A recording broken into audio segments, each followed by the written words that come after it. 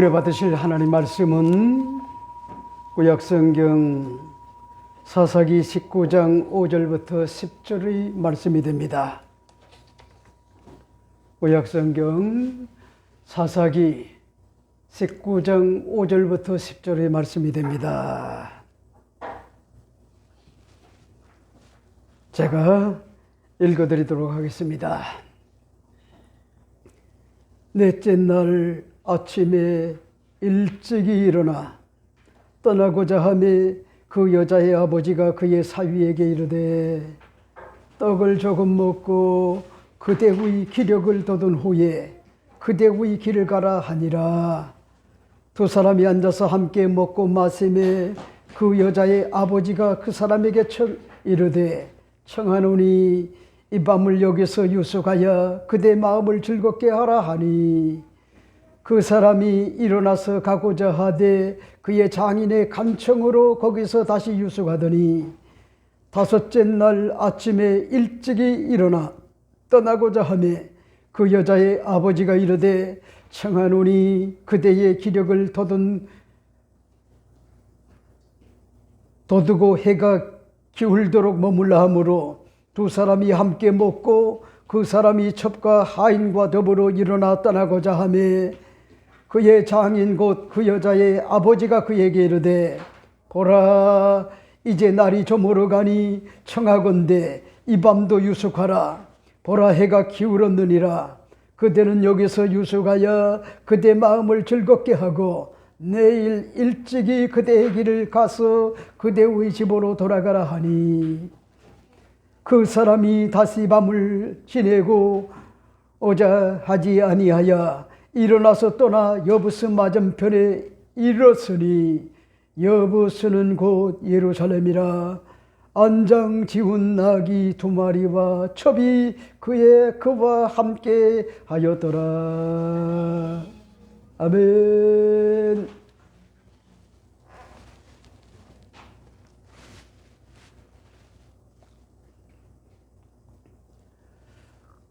오늘 여러분과 함께 사사기 19장 5절부터 10절의 말씀을 가지고 그 사람이 다시 밤을 지내고자 하지 아니하여 일어나서 떠나, 이런 제목으로 잠시 말씀을 나누고자 합니다.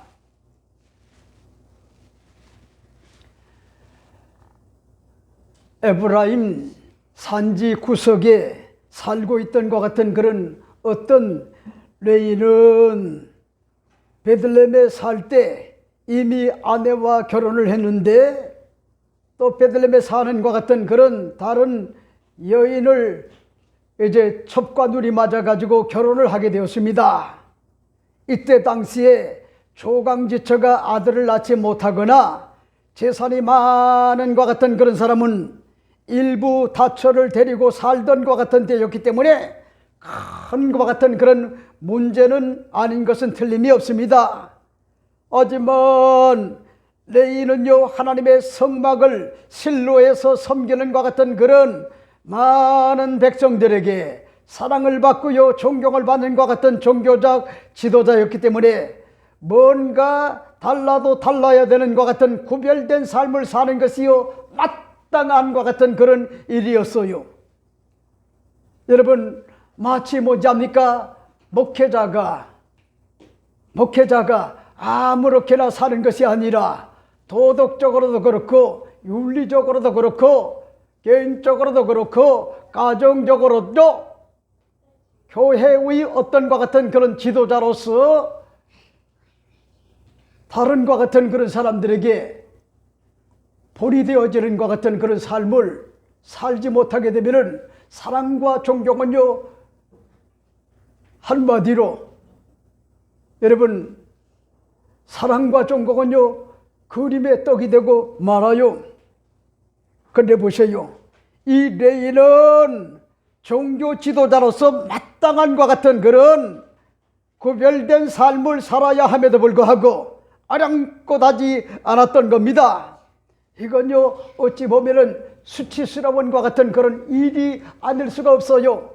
그러니까 보세요, 여러분 담임 목사는 구별되게 살려고 애를 쓰는데 아내가 인본적으로 살고 하나님 뜻과는 정반대 어떤 것 같은 삶을 살고 세상의 어떤 것 같은 가치관을 가지고 살게 되면은 여러분 교회의 직분자와 성도들이 다 뒤에서 뭐냐니까 흉을 봐요. 아이고 우리 사모님은 너무나 인본적이야, 세상적이야. 목사님은 구별된 삶을 살려고 하는데 사모님은 그렇게 살지 않아. 그러면서요 그런 것들이요 흠이 되고요 흉이 되는 것 같은 그런 세상과 다를 바가 없다고 하는 것 같은 그런 사실이요. 그런데 베들레헴에서 맞아들인 것 같은 첩이 행음을 하게 되어 조그마한 것 같은 동네에서요 도무지 창피하여 살 수가 없었어요. 행음한 첩은요 율법에 의하면 돌에 맞아 죽을 일을 알고 있고 설령 그렇지 않다 할지라도 창피하다고요 죽을 수 있는 것 같은 용기도 없었어요. 이렇기 때문에 자신을 받아줄 것 같은 부친이 계신 베들레헴으로 달려가 4개월 동안이나 그곳에 머물며 살고 있었습니다.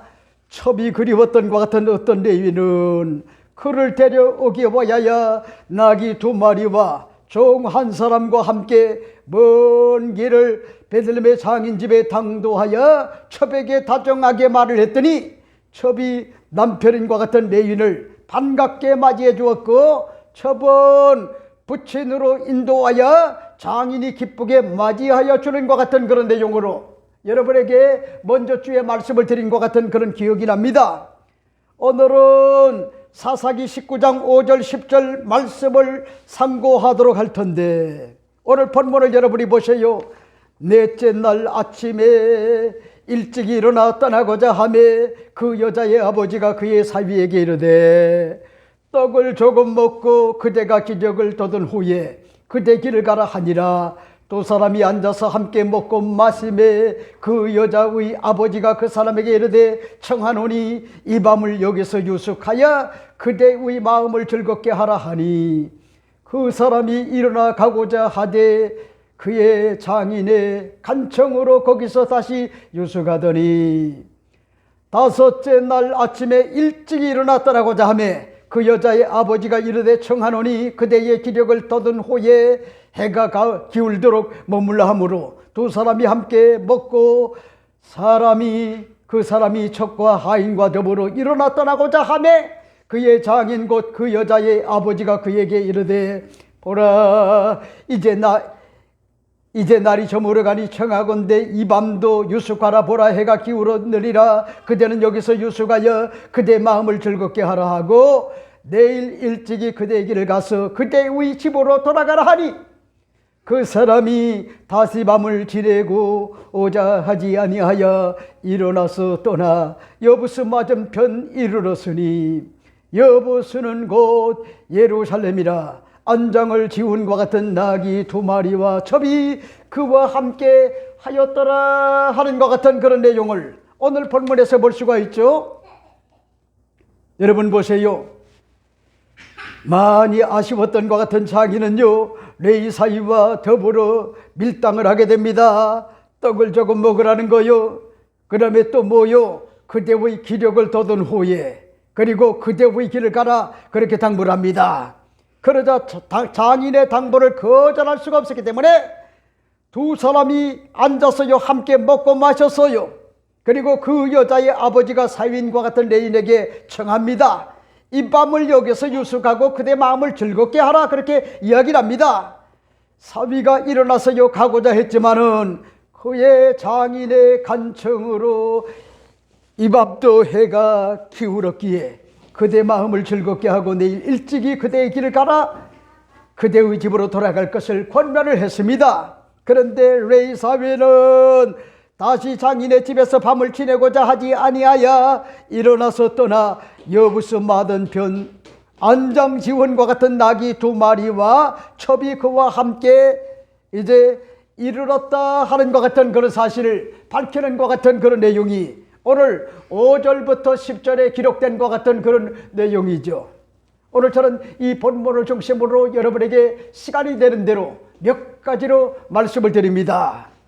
첫째가 됩니다. 첫째는 따뜻함과 같은 그런 말과 현실적인 것 같은 그런 필요인 쉼과 영양을 받고요, 기력을 돋는 것이 얼마나 중요한지를 밝혀주는 것 같은 그런 내용이라고 하는 것 같은 그런 사실이죠. 그런 말씀이실까요? 오늘 본문 5절을 여러분이 잘 보세요. 이렇게 이야기를 합니다. 넷째 날 아침에 일찍이 일어나 떠나고자 하매 그 여자의 아버지가 그의 사위에게 이르되 떡을 조금 먹고 그대의 기력을 돋은 후에 그대의 길을 가라 하니라 하는 것 같은 그런 내용을 볼 수가 있죠. 여러분 보세요. 베들레헴에 첩이 행업을 하고 베들레헴으로 돌아온 지 벌써 넉 달이 되었어요. 그럼에도 불구하고 소식을 못 들은 것 같은 어떤 레이는요, 종과 2마리의 나귀를 가지고 베들레헴에 당도하여 가장 먼저 첩을 만나 다정한 것 같은 말로 속을 속삭입니다. 그랬더니 그 첩이 자신의 장인 어른을 만나게 해주어 곧바로 인사를 했더니 의외로 기쁘게 뭐잡니까? 사위를 맞이하여 주는 겁니다. 장인의 따뜻함과 같은 말과 대접과 유숙의 결과로 모든 것 같은 그런 상처가 뭐잡니까? 눈 녹듯이 사라졌고요, 힘을 얻었다고 하는 것 같은 그런 사실을 오늘 본문은요 잘 밝혀주고 있어요. 이렇기 때문에 오늘 본문을 보세요. 이렇게 언급을 합니다. 넷째 날 아침에 일찍이 일어나 떠나고자 하네, 이렇게 이야기를 합니다. 여러분 3일 동안 먹고 마시고요, 소통을 하고 쉼을 갖고 난 뒤에 어떤 것 같은 사람 레인이 아침 일찍 떠나고자 그렇게 뭐잡니까? 움직였어요. 장인은 레이 사위에 대하여 나름대로 자랑과 긍지가 있었기 때문에 자신의 아들처럼 생각을 하고 절교하지 말고 함께 부족함을 채우며 살기를 바랬어요. 그 결과 자신의 아내인과 같은 첩과 3일 동안 장인의 집에서 먹고 마시면서요, 오해가 될 것 같은 그런 사항들을 허심탄회하게 많은 것 같은 그런 소통을 나눴어요. 그 소통으로 말미암아 그동안 왜곡했던 남편인 것 같은 레이의 어떤 것 같은 행동을 많이 오해를 했고요, 홧김에 서방질 한다는 것 같은 말처럼 사랑에 목말라 했던 첩은 나도 여자다, 이런 어떤 존재감을 과시하게 보야야 헤어질 것 같은 결심을 갖고요, 독한 마음으로 행업을 하게 되었던 거요. 이제는 어느 정도 됐다 싶어서요, 서둘러 넷째 날 이른 아침에 레이는요 서둘러 가지고 에브라임 산지 구석으로 먼 거리를 다시 일찍이 일어나 떠나고자 했을 때였습니다. 그런데 오늘 본문에 보세요. 5절에 이렇게 이야기를 합니다. 그 여자가 아버지가 그의 사위에게 이르되 떡을 조금 먹고 그대의 기력을 돋은 후에 그대의 길을 가라 하니라, 이렇게 언급을 합니다. 자 보세요. 그때 뭐잡니까? 그 여자의 아버지가 그의 사위에게 일렀어요. 떡을 조금 먹으라는 거요, 그대의 어떤 기력을 돋으라는 거요, 그리고 난 다음에 그대 길을 가라, 그렇게 이제 당부를 했던 것 같은 그런 내용을 볼 수가 있죠. 여러분, 우린 여기서 알 수 있는 것 같은 그런 내용이, 장인 어른이 따뜻한 것 같은 그런 마음을 가지고 찾아온 것 같은 그런 사위를 냉대하지 않았단 말이요, 냉대하지 않았어요. 탓하지 않았단 말이요. 이게 아버지의 마음이란 말이요, 장인의 마음이란 말이요, 오히려 피골이 상정한 것 같은 그런 레이의 제사장을 보고 난 다음에 마음이 미어졌단 말이요. 그래서 3일을 머물고 떠나고자 했을 때 장인이 여보게 아직도 길을 떠날 것 같은 그런 시기가 아닌 것 같아. 자네 얼굴에 피골이 상정해. 조금 더 떡을 먹어. 그리고 기력을 좀 해보고래. 그리고 편안한 것 같은 그런 마음을 가지고 유숙을 해. 그렇게 뭐잡니까? 당부한과 같은 그런 내용을 들었단 말이요. 여러분, 난 여러분에게 오늘 말씀을 드리고 싶어요. 사랑하는 것 같은 그런 사위가 못마땅합니까? 그리고 미워집니까? 여러분들이 잊지 말아요. 사위도 내 자식이래요. 며느리도 내 자식이래요. 딸이 시집을 갔다고 하면은 시댁 쪽에서는요, 내 자식이래요. 그리고 저들을 위로하고요, 격려를 하고요, 용기를 주고 소망을 주는 것, 이것이 뭐냐입니까? 어른들이 해야 될 것 같은 그런 일이란 말이요.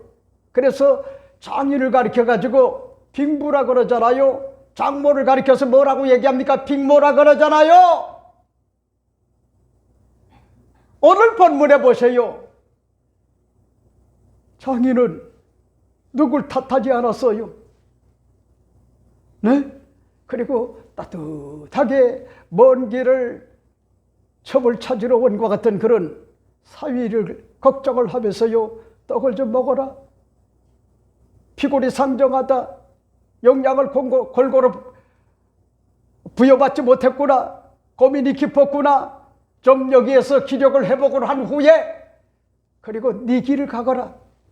이렇게 말한 것 같은 그런 내용들이 여러분 오늘날 사는 것 같은 그런 빅부가 되든 빅모가 되든 아니면은 며느리가 되든 시아버지가 되든 시어머니가 되든 이런 마음을 가지고 산다고 하면은 얼마나 좋을까. 약점보다는 장점을 얘기해주고 단점보다는 장점을 얘기해주고 강점을 얘기해주는 위로하고요 격려하고 용기와 소망을 주는 것 같은 그런 존재가 되어야 되는데 저는 우리 집에 사위가 될 것 같은 그런 사람들은요 아주 훌륭한 것 같은 그런 장모가 있기 때문에 장모가 어깨에다가 허리에다가 신심바스를 붙이고 사는데도 불구하고 그저 사위가 온다라고 하면은 남편은 밥 한 술 안 줘도 괜찮지만은 사위에게는요 온갖 정성을 다해요. 사력을 다해요. 나름대로. 여러분 그게 그만큼 중요하단 말이요. 그만큼 중요해요. 사위도 내 아들이나 다를 바가 없고 며느리도 내 딸이나 다를 바가 없는 것 같은 그런 마음을 갖는 것 이거 굉장히 중요하단 말이요. 그러니까 여러분들이 잊지 말아요. 위로하세요. 격려하세요. 용기를 주세요. 소망을 주세요. 그리고 따뜻한 것 같은 그런 말 한마디 그리고 따뜻한 것 같은 밥상 이런 것들이요. 상처난 것 같은 그런 사위나 상처받은 것 같은 그런 딸에게 굉장한 것 같은 그런 위안이 된단 말이요. 저는요 얼마 전에 글을 하나 봤는데 따뜻한 것 같은 말 한마디라 하는 것 같은 그런 글을 봤는데 20살 감 넘은 것 같은 어느 새벽 피곤한 몸을 이끌고 김포공항으로 향하는 것 같은 길이었어요. 버스가 다니지 않는 것 같은 시간이라 택시를 타고요 이동을 하고 있었어요. 처음으로 해보는 것 같은 업무이기도 하지만은 매일 새벽 4시 이전에 출근을 하는 상황이다 보니까요 조금씩 몸과 마음이 지쳐갔어요. 새벽마다 공항으로 향하는 것 같은 제 얼굴에 피골이 고스란히 묻어 있었고 누가 보아도요 즐거운 것 같은 출근길은 아니었어요. 그때 버스 기사님이 백미러 너머로 조용히 말을 건넙니다. 저도 손님 같은 것 같은 아들이 있습니다. 많이 힘들죠. 그래도 참고 일하다 보면은 언젠가는 이 길을 일 말고요 여행으로 돌아오게 될 겁니다. 이렇게 위로를 하는 겁니다.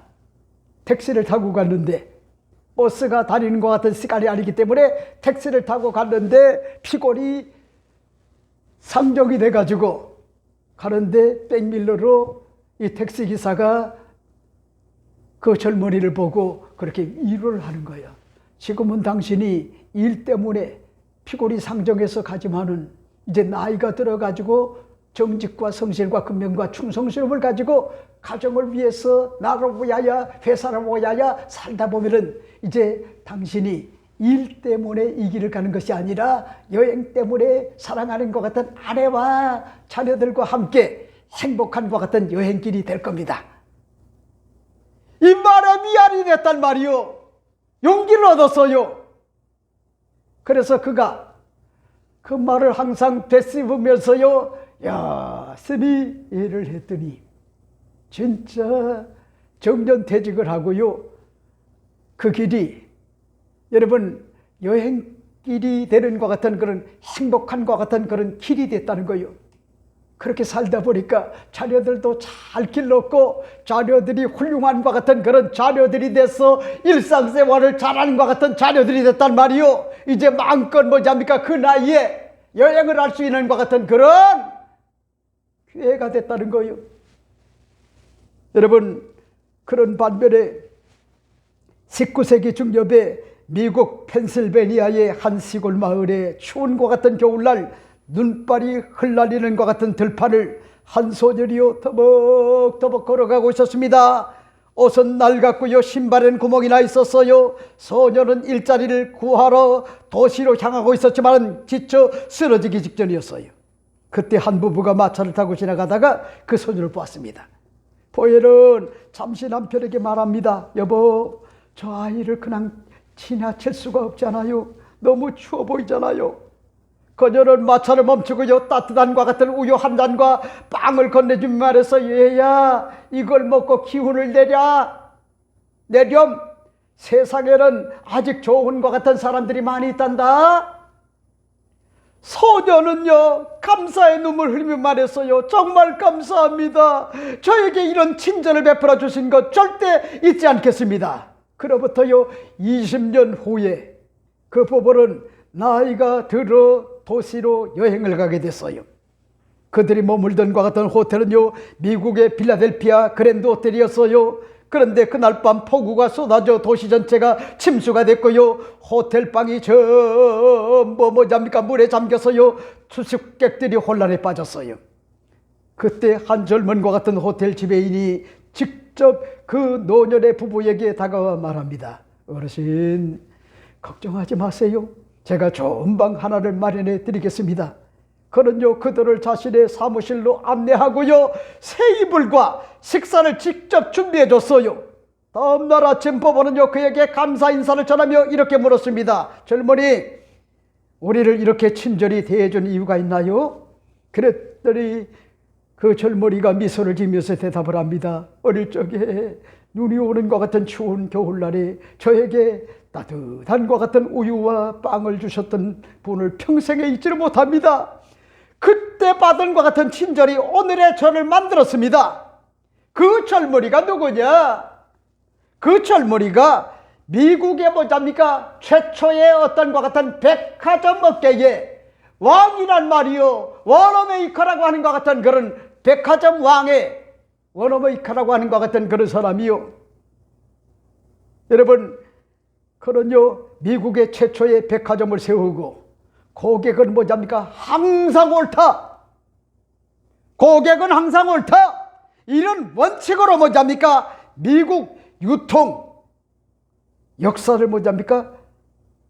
바꾼 것 같은 인물인데, 그는 평생에 이런 말을 했어요.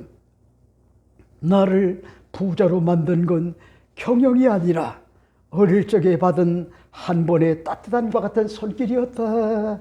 이렇게 이야기를 했단 말이요.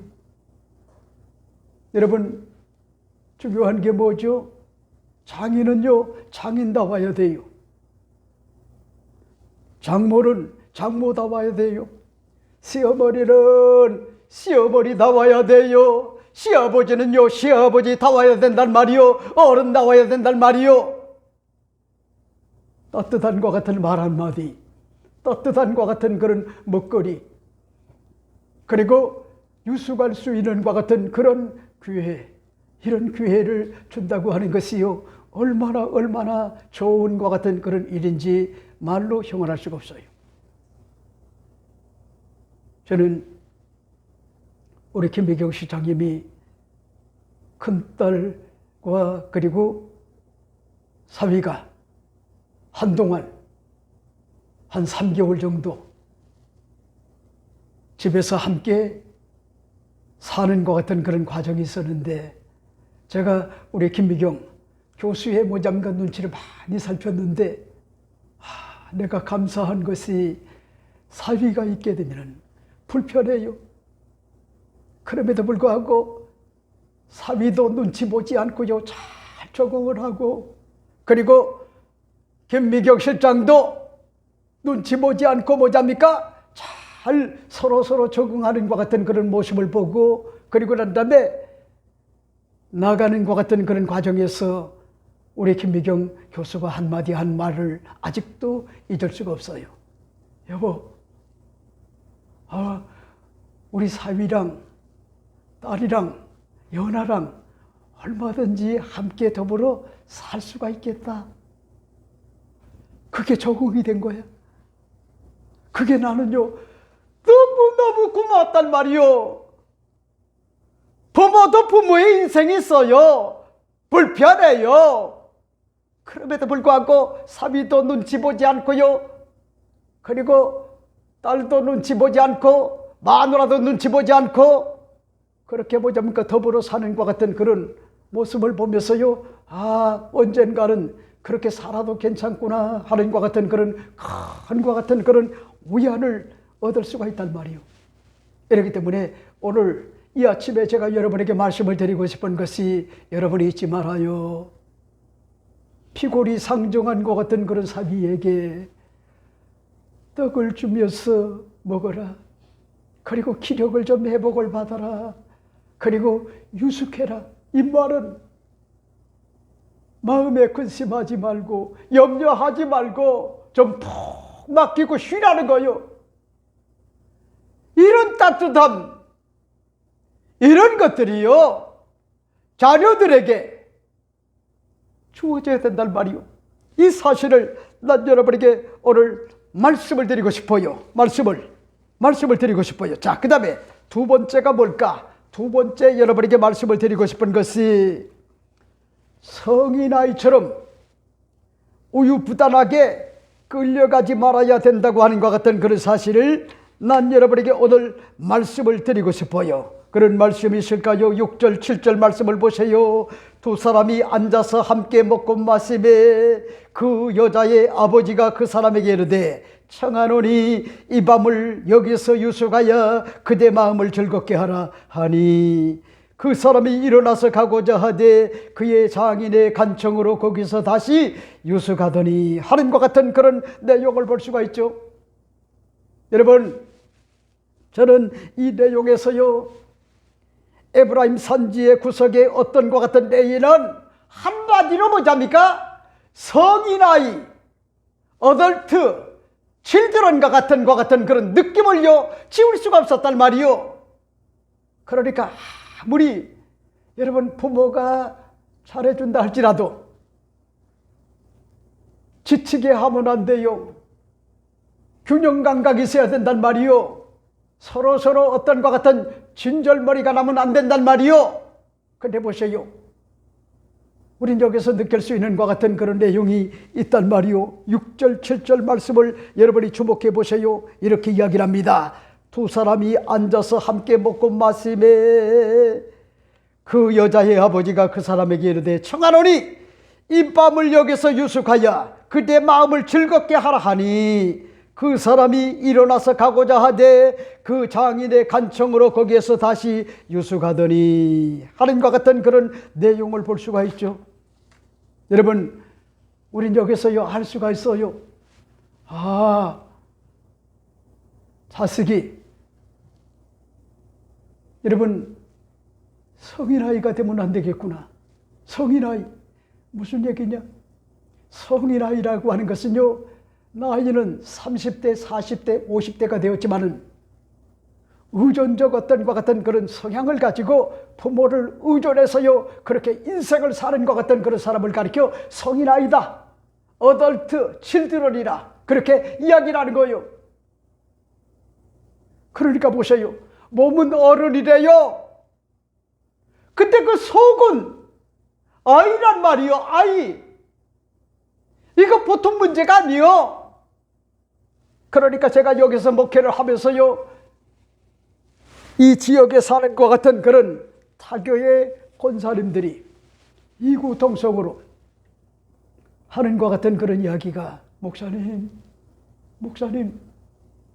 제가 우리 아들이 잘 살아갈 수 있도록, 가정을 이뤄가지고 잘 살아갈 수 있도록 그렇게 뭐랍니까? 이쪽 지역에다가 아파트를 마련했다는 거예요. 그런데 걱정스러운 것이 이 아들이 의지가 빈약하다는 거예요. 의지가 의존적이라는 거예요. 더 말씀을 드린다면은 성이라는 아이라는 거예요. 근데 걱정스러운 게 나중에 그런 것들이요 발각이 되게 되면은 며느리가 좋아할 리가 만무하다는 거예요. 요즘은 결혼을 하여 아이를 낳아도요 옛날처럼요 참고 사는 것 같은 그런 시대가 아니요. 그러니까 걱정스러운 것이, 여러분 몇십억의 아파트를 아들에게 물려주고요 며느리와 함께 자식을 낳고 살도록 그렇게 만들어줬는데, 며느리가 의존적인 것 같은 그런 자신의 아들을 이제 토사구팽을 시키게 되면 위자료를 내야 되고, 그리고 자식에게 뭐잡니까? 일정한 것 같은 그런 금액을 줘야 되는 것 같은 그런 상황이 오게 되면은 자기 아들은 빈털터리가 된다는 거야. 목사님 어떡하죠? 어떡하죠?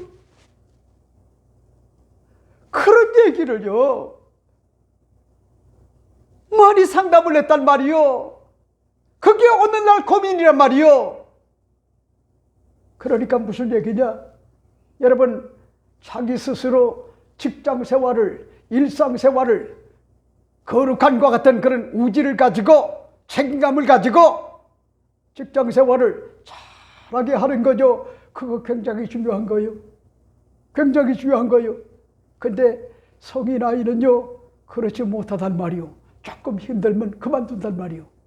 아내가 죽는지 자식이 뭐잡니까? 그런 것들 때문에 힘들어하는지 아량곳하지 않고요 의존적인 것 같은 그런 성향을 지닌 것 같은 그런 자녀들은요 그걸 감당을 못한단 말이요. 이게 비극의 시작이란 말이요. 비극의 시작. 그러니까 여러분들이 잊지 말아야 될 것이, 자녀들에게 뭐잡니까? 능력을 길러줘야 돼요. 능력. 스스로 뭐잡니까? 삶을 개척할 수 있는 것 같은 능력을 길러줘야 된단 말이요. 그런 것들이 없게 되면은요 그런 것들 때문에 굉장히 뭐잡니까? 부부간에도 힘들어지는데, 여러분 성인 아이가 남자만 있는 것이 아니라 여성도 있단 말이오. 지나친 것 같은 그런 우존적 어떤 것 같은 그런 성향, 버거워요. 함께 사는 것 같은 그런 과정에서 자기 일은 자기가 하면 얼마나 좋아요. 의존적이란 말이요. 의존적. 그러면요 굉장히 그런 것들이요 삶의 버거움으로 다가와 갈등과 미움과 증오 이런 것들이 쌓이다 보면은 나중에는 뭔지 알아요? 결단을 하게 된단 말이에요. 결단. 여러분, 난 여러분에게 오늘 말씀을 드리고 싶은 것이, 아무리 친절한 것 같은 그런 장인의 어떤 것 같은 그런 배려를 할지라도 정도껏 해야지. 그런 것들이요 너무나 지나쳐서 의존적이 되고요 자기 어떤 것 같은 주도성 이런 것들을 잃어버리게 되면은 거기서부터 문제가 야기가 될 수가 있다는 거야. 그러니까 성인 아이가 되지 말아야 돼요. 그리고 여러분들이 잊지 말아야 될 것이, 우유부단하면 안 돼요. 우유부단. 매사에 범사에 결단을 해야 될 때는 사력 있게 신중함을 가지고 생각을 많이 한 후에 엎드려 하나님 앞에 기도하고 하나님의 뜻을 물은 후에 결단을 해야 되는데, 주도적이 되어야 되는데, 돌파구를 만들어 가야 되는데, 그렇지 못하고 우유부단하게 되면은 질질 끌려가게 되면은 여러분 그런 사람은요 한 가정을 이루어 가지고 행복한 것과 같은 그런 삶을 사는 것은요 그림의 떡이 될 수가 있다고 하는 것과 같은 그런 사실을 난 여러분에게 오늘 말씀을 드리고 싶어요. 그러니까 보세요. 우유부단에 비슷한 것 같은 그런 유사한 것 같은 말이 있잖아요. 미적지근하다. 그러니까 태도나 어떤 행동이 명확하지 않고요 얼버무린 것 같은 그런 경우를 말한 거요. 우물쭈물하다.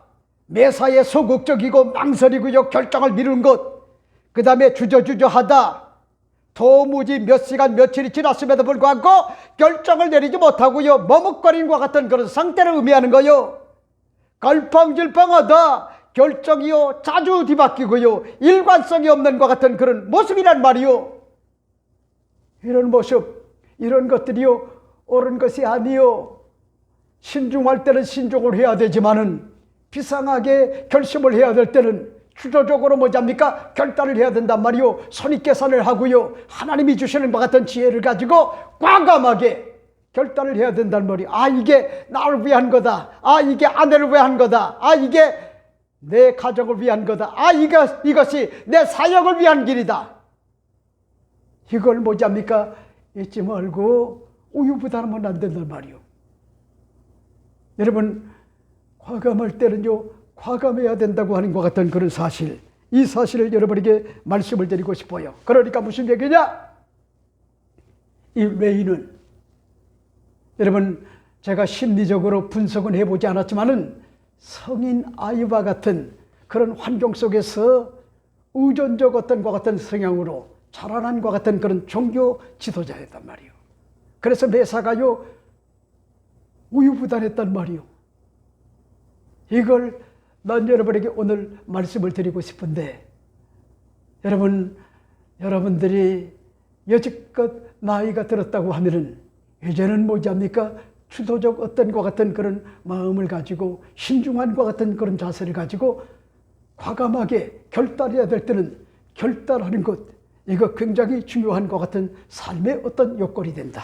자, 그 다음에 세 번째는 뭘까? 세 번째 여러분에게 말씀을 드리고 싶은 것이 과유불급을요 아는 것 같은 그런 지혜로운 삶이 돼야 돼요. 그런 말씀이 있을까요? 오늘 8절 9절 말씀을 보세요. 이렇게 이야기를 합니다. 다섯째 날 아침에 일찍 일어나 떠나고자 하매 그 여자의 아버지가 이르되 청하노니 그대의 기력을 더디우고 해가 기울도록 머물라 하므로 두 사람이 함께 먹고 그 사람이 첩과 하인과 더불어 일어나 떠나고자 하매 그의 장인 곧 그 여자의 아버지가 그에게 이르되 보라 이제 날이 저물어가니 청하건대 이 밤도 유숙하라. 보라 해가 기울었느니라. 그대는 여기서 유숙하여 그대의 마음을 즐겁게 하고 내일 일찍이 그대의 길을 가서 그대의 집으로 돌아가라 하니 하는 것 같은 그런 내용을 볼 수가 있죠. 오랜 여기서요 베들레헴의 행만과 같은 첩에 붙이는 것 같은 장인의 거듭되는 것 같은 그런 사랑의 친절도 뭐잡니까? 결국은 자칫 잘못하면요 독이 된다고 하는 것 같은 그런 사실을 우리가 잊지 말아야 돼요. 잊지 말아야 돼요. 그걸 한마디로 얘기한다고 하면은 사자성어로 볼 때 과유불급이라는 거예요. 뭐든지 지나친 거는요 독이 된다는 거예요. 뭐든지 아무리 좋은 것도 독이 될 때가 있단 말이에요. 그러니까 우리 김강력 권사님은 내가 이렇게 스타일을 보게 되면 성격 자체가 남에게 신세지는 걸 원치 않아요. 아주 멋있어요. 앞으로도 계속해서 그렇게 사세요. 그리고 베풀려고 해요. 베풀려고. 멋진 거요. 근데 어떤 사람은요 세상에 우리 대한민국의 지도자 가운데 조사를 해봤더니 선한과 같은 그런 일을 하는데 돈을 한 번도 써본 적이 없는, 기록이 없는 것 같은 그런 사람이 여러분 이 국가의 지도자가 되어 있더라고요. 예를 들어서 요양원이나 양로원이나 아니면은 고아원 아니면은 주님의 교회에, 그것도 뭐답니까? 농어촌 오지의 교회들과 힘들게 사역을 감당하는 미자리 교회들, 이런 교회가 거기에다가 헌금을 해본 적이 없는 이런 사람들이 지도자가 된다고 하면은요, 그 사람은 사회를 오야야, 그리고 낮은 것 같은 자리에서 어렵게 힘들게 사는 것 같은 그런 사람들에게 베푸는 것 같은 그런 삶이 없다고 하면은 그 사람은요, 올바른 것 같은 그런 지도자가 될 수가 없단 말이요. 그러니까 보세요. 저는요, 눈물이 난단 말이요, 눈물. 우리 장로님 한 분은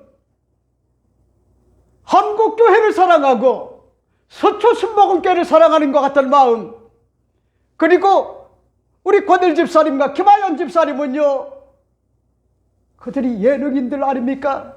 그럼에도 불구하고 열심히 학원을 운영을 하면서요, 우리 서초순복음교회가 무너져서는 안 된다, 이런 어떤 것 같은 일념을 가지고요, 그저 가끔이 아니요, 일정한 것 같은 그런 온전한 것 같은 11조를 들여가지고 서초순복음교회가 건강한 것 같은 교회로서 대한민국의 세계교회의 정신적 어떤 것 같은 지주가 되어지는 것 같은 그런 교회가 되어야 된다, 이런 마음을 가지고 물질의 옷값을 깨뜨려서요, 헌신해 주는 것 같은 그런 손길들이 있단 말이요. 제가 실명을 거명하지 않지만은요, 여러분, 그런 마음을 잃기 때문에 이 새벽마다 눈물로 뭐지합니까? 하나님 앞에 기도하지 않을 수가 없단 말이요. 마침내 복을 주려 하십니다. 하나님, 저들에게 주의 복을 허락하여 주옵소서. 하나님의 기적을 베풀어 주옵소서. 야훼의 일회가 되어 주시옵소서. 그렇게 뭐지합니까? 축복을 하니까 놀라운 것 같은 그런 일들이, 여러분, 아무리 뭐냐니까 흉측한 것 같은 그런 기근이 다가와 가지고 1400명이 넘는 것 같은 그런 재벌들이요, 지금 대한민국을 떠나는 것 같은 그런 일들이 좋아져도 그들은 어려우면 어려울수록 뭐냐니까 이렇게 주님을 위하여 헌신하는 것 같은 그런 아름다운 모습을 보면서, 저 사람이 진짜구나, 쭉정이가 아니구나, 알곡이구나. 여러분, 쫄부가 되지 마세요. 쫄부. 네? 주를 위한 것 같은 그런 영적 거부가 되세요. 베푸는 삶이 되세요. 나는 눈물로 뭐잡니까? 그렇게 감사하지 않을 수가 없단 말이요. 그래 보세요. 오늘 본문에 여러분 밝힌 것 같은 내용이 뭐예요?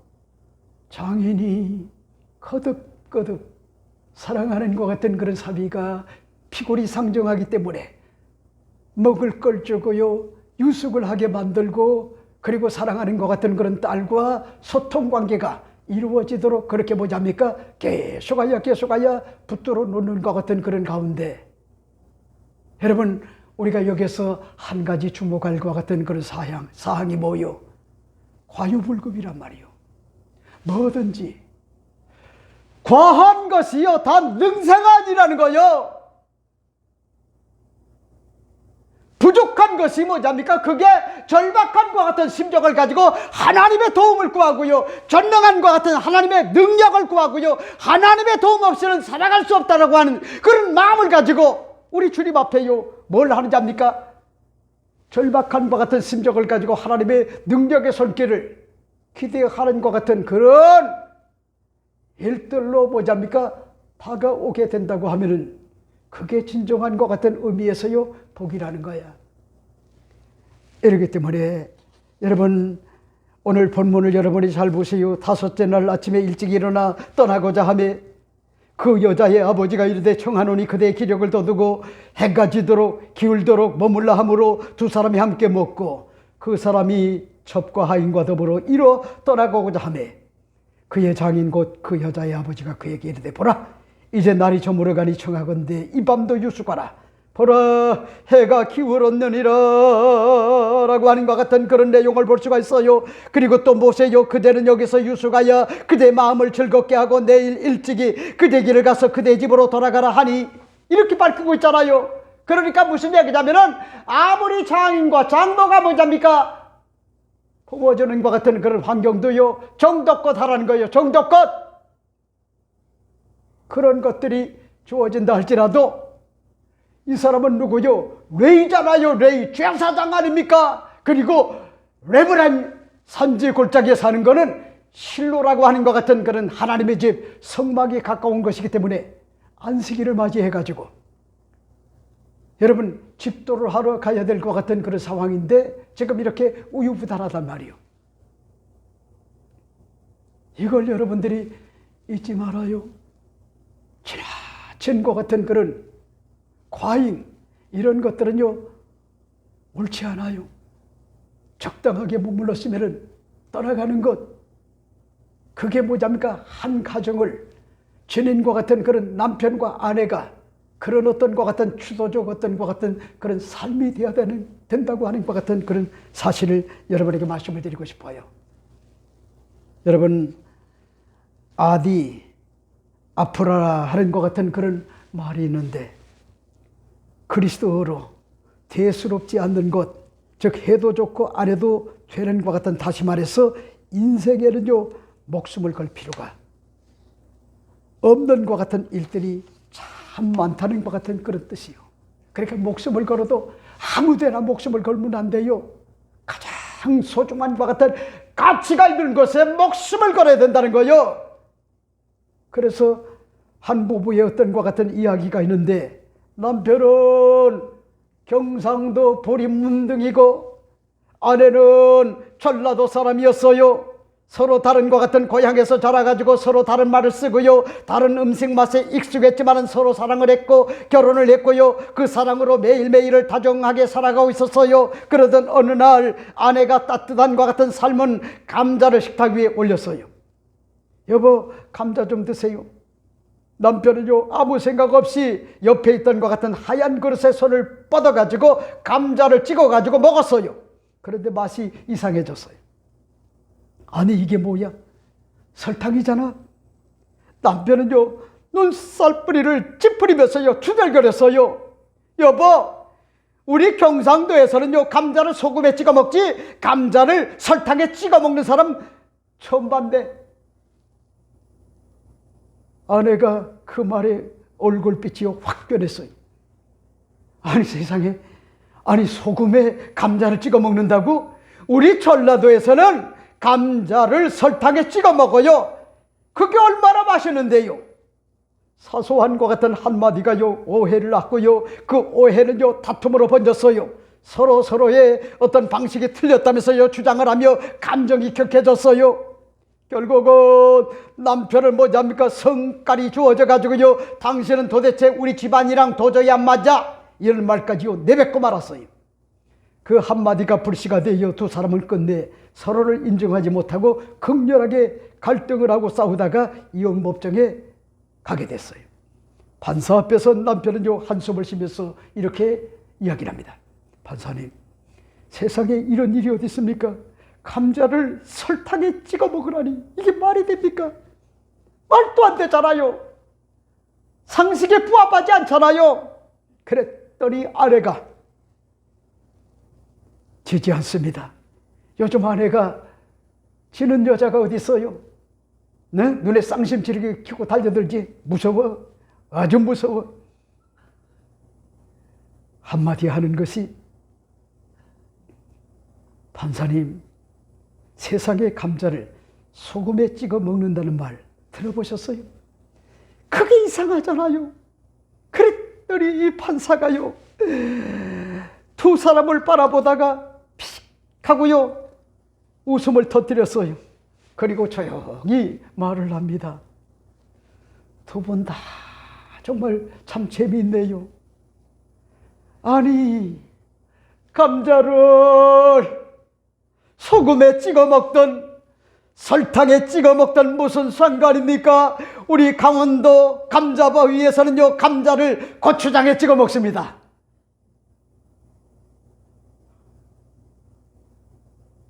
강원도 감자바위는요, 고추장을 찍어 먹는다는 거요. 설탕도 아니고요, 소금도 아니라는 거요. 우리 강원도는요, 고추장을 찍어 먹는다는 거요. 그 순간 법정 안에 공기가 잠시 멎었어요.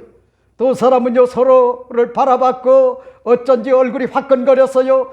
그렇게도 별것 아닌 것 하나가 한 가정을 무너뜨렸던 거요. 여러분, 무슨 얘기요?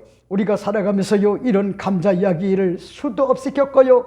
대수롭지 않은 것 같은 일에 마음을 다치고요, 별것 아닌 것 같은 문제 고집을 세우고 내가 옳다는 이유 하나로 뭐냐니까 관계를 끊어버리기도 해요.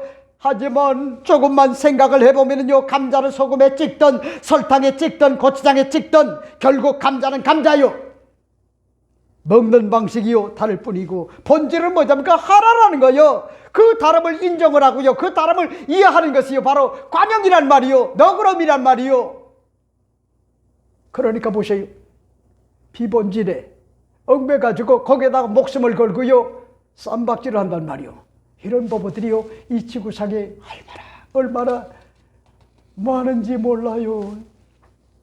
여러분, 난 여러분에게 오늘 말씀을 드리고 싶어요. 비본질에 얽매이지 말고 어떤 경우에도 잊지 말아야 될 것이 그게 뭐요? 여러분, 성인 아이가 되지 말고 우유부단하지 말고 그리고 결단할 수 있는 것 같은 그런 지혜를 가지고 인생을 살아야 된다. 이 사실을 여러분에게 말씀을 드리고 싶어요. 자, 그 다음에 마지막 네 번째가 뭘까? 네 번째 여러분에게 말씀을 드리고 싶은 것이 때를 놓치게 되면 만사가 다 뒤틀리게 된다고 하는 것 같은 그런 사실을 여러분들이 인식을 해야 돼요. 그런 말씀이 있을까요? 오늘 본문을 보세요. 10절 말씀은 이렇게 이야기를 합니다. 그 사람이 다시 밤을 지내고자 하지 아니하여 일어나서 떠나 여부스 맞은편에 이르렀으니 여부스는 곧 예루살렘이라. 안장지훈과 같은 나귀 2마리와 첩이 그와 함께 하였더라 하는 것 같은 그런 내용을 볼 수가 있죠. 무슨 얘기죠? 여러분, 이 땅에 사는 것 같은 그런 사람들이 잊지 말아야 될 것이 있어요. 특별히 뭐냐니까 예수 믿는 것 같은 그리스도인들이 잊지 말아야 될 것이 세상 만사가 다 하나님의 정한 때가 있구나. 하나님이 정한 때가 있다는 거요. 그 정한 때를 우리가 모르기 때문에 엎드리는 거요, 기도하는 거요, 맡기고 기도하는 거요, 믿음으로 기도하는 거요, 부르짖는 거요. 그러면 뭐냐니까 하나님께서요 넘치는 것 같은 그런 지혜를 준단 말이요. 그 지혜를 가지고 인생을 사는 거요.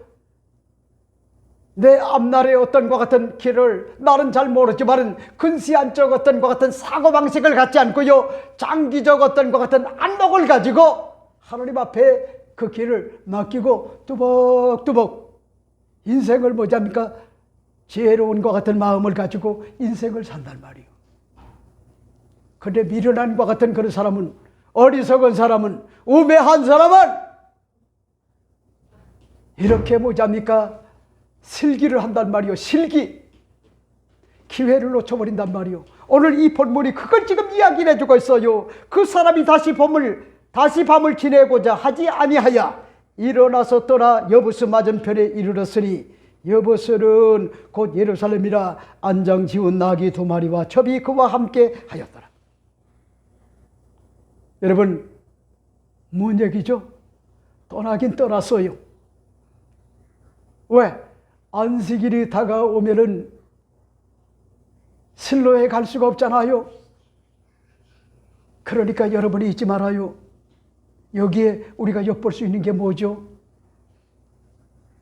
온전한 것 같은 주일 성수가 언제나 무거운 짐이 되지 않고, 나는 하나님을 섬기는 것 같은 제사장이야, 교회의 직분자야. 그리고 온전히 주일 성수를 하려고 하면 일찍 서둘러 가지고 우리 주님을 섬겨야 돼. 지각하는 것은 하나님의 뜻이 아니야. 성의가 없는 거야. 이유여하를 막론하고. 여러분, 그래서 뭐냐니까 서둘러야 되는 거예요. 그럼에도 불구하고 떠나긴 떠났지만은 죄송한 얘기지만은요, 때려진 것 같은 그런 후회가 다가오는 것 같은 그런 기록들이 이 두 편에 보면은요 기록되어 있단 말이에요. 그러니까 봐요, 이 베들레헴 여기 장인의 집에서 머물다가 이제 저녁에 출발을 했는데 1시간 반을 걸어가니까 어디냐? 여부스 쪽이었단 말이에요. 여부스 쪽이 뭐냐? 오늘 사사기 기자는 해석을 해주잖아요. 예루살렘이라 그러잖아요. 예루살렘! 거기에 당도를 했단 말이요. 그러니까 떠나긴 떠났지만은, 죄송한 얘기지만은 더 서둘러 가지고 일찍 떠나야 되는데, 그 다음서부터는요 개인의 문제가 다가오고 생활의 문제가 다가오고 생존의 문제가 다가오고요, 얽히고 설킨과 같은 그런 여러 가지 다각도의 어떤 것 같은 문제가 다가와서요 힘든 것 같은 그런 여정을 보내는 것 같은 그런 모습을 볼 수가 있는데, 여러분들이 잊지 말아야 될 것이 만사가 하나님의 정한과 같은 때가 있다. 이걸 깨닫고 우유부단하지 말고 성인 아이가 되지 말고 따뜻한 것 같은 그런 친절도 정도껏이래요. 정도껏. 이걸 여러분들이 깨닫고 슬기하지 않는 것 같은 그런 하나님의 은혜를 엎드려 기도함으로써 근시안적 안목이 아니라 앞을 내다보는 것 같은 그런 해안을 가지고 미지의 어떤 것 같은 세기를 할지라도 맡기고 걸어가는 것 같은 그런 삶이 되어야 된다. 이 사실을 여러분에게 말씀을 드리고 싶어요. 첫째가 뭐요? 여러분, 빙보와 빙보의 따뜻한 것 같은 품어주는 것 같은 그런 환경, 이게 그만큼 중요하다. 왜? 상처받은 자에게는요 트라우마가 있기 때문에 그게 중요하단 말이에요. 품어주는 환경. 그래야지 자녀들도 밝게 자랄 수가 있어요. 그 다음에 두 번째가 뭐죠? 두 번째는 성인 아이의 어떤 것 같은 그런 의존적 어떤 것 같은 사고를 버리라는 거요.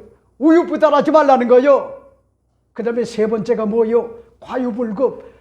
아무리 좋은 것이라 할지라도 과감하게 끊어야 된다는 거요. 마지막 네 번째가 뭐죠? 여러분, 하나님의 정한과 같은 때를 망각을 하게 되면은 그 뒤로부터요 심각한 것 같은 문제가 다가온다. 이 사실을 잊지 말고 우리가 영적인 것 같은 교훈을 받고 거룩한 것 같은 믿음으로 살아가게 될 때 이 땅에 사는 동안에도 영원히 짤댐같이 범사가 잘 되고 강건한 것 같은 그런 하늘에 큰 것 같은 그런 축복을 받고 사는 것 같은 그런 삶이 될 줄을 확신을 맞이했습니다. 기도하겠습니다. 하나님 아버지,